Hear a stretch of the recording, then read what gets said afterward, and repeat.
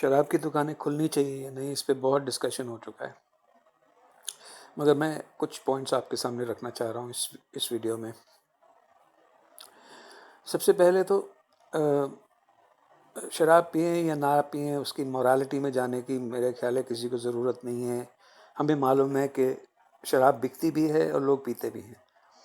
अगर आप शॉप्स पे नहीं बेचेंगे तो लोग ब्लैक मार्केट से खरीदेंगे। यहाँ तक कि लोग हैंड सैनिटाइज़र पीना शुरू कर रहे हैं, कुछ लोग तो ऐसे भी हैं। तो इसलिए ना बेचना, क्योंकि हम बहुत महान हैं, वो बात कुछ समझ में नहीं आती है, क्योंकि सबको मालूम है कि शराब तो बिकती है और पी जाती है। अब इम्पॉर्टेंट क्या है? इम्पॉर्टेंट ये है कि बहुत सारा टैक्स जो है गवर्नमेंट को चलाने के लिए वो शराब की बिक्री से आता है। ये एक फैक्ट है। उस पैसे से होता क्या है?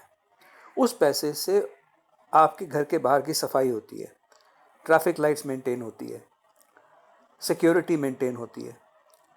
तो ये सारी चीज़ें जो आपको जो सर्विसेज मिल रही हैं गवर्नमेंट से, चाहे वो एमसीडी से हैं या आपकी स्टेट गवर्नमेंट से हैं या सेंट्रल गवर्नमेंट से हैं, वो सारी सर्विसेज आपको, चाहे वो सड़कें बनाने से लेकर कूड़ा उठाना है आपके घर से, या एमसीडी के एम्प्लॉयज़ को पेमेंट्स होनी है, या पुलिसमैन को पेमेंट होनी है, या व्हाटएवर, जितनी भी गवर्नमेंट की सर्विसेज हैं जो सिटीज़न के लिए ही चलाई जाती हैं, उनकी पेमेंट तो टैक्स से ही आएगी।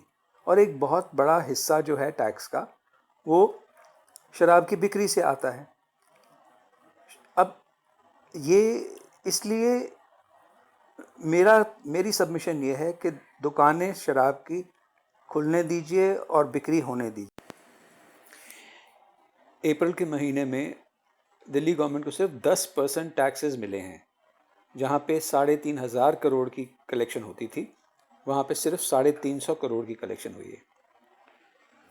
और दूसरी तरफ जब सारी अर्थव्यवस्था बंद है तो सरकार का रेवेन्यू आना बंद हो गया है। तनख्वाहें कहाँ से देंगे? सरकारें कैसे चलेंगी? बिल्कुल बंद हो गया सरकार का रेवेन्यू आना। पिछले महीने अप्रैल के महीने में हर साल 3,500 करोड़ का रेवेन्यू आया करता था। इस बार केवल 300 करोड़ का रेवेन्यू आया है। इससे तो तनख्वाहें नहीं दी। अब सेकंड पॉइंट ये बनता है कि लोग नहीं मान रहे, बहुत पास आ रहे हैं, बहुत भीड़ लगा रहे हैं, उसको कैसे कंट्रोल किया जाए। हम न्यूयॉर्क का एग्जाम्पल ले लेते हैं। न्यूयॉर्क में दुकानें खोल रहे हैं, वो शराब की बात नहीं है, वो नॉर्मल दुकानों की भी बात है। वो दुकानें खोल रहे हैं, मगर वो ये कह रहे हैं कि आप दुकान के अंदर नहीं आएंगे और आप पहले से फ़ोन पे ऑर्डर कर दीजिए और आके सिर्फ अपना सामान पिकअप करके चले जाइए। आप दुकान में आके शॉपिंग मत कीजिए। तो शराब की दुकानों में, और इनफैक्ट और दूसरी दुकानों में भी एग्जैक्टली यही हो सकता है कि आप आइए, आप फ़ोन कर दीजिए और आपको क्या चाहिए वो आपका पैकेट बना के रख दिया जाएगा। आप आइए, अपना नाम बताइए, पेमेंट रेडी करके लाइए, जितने एग्जैक्ट पैसे देने हैं वो आप लेके आइए।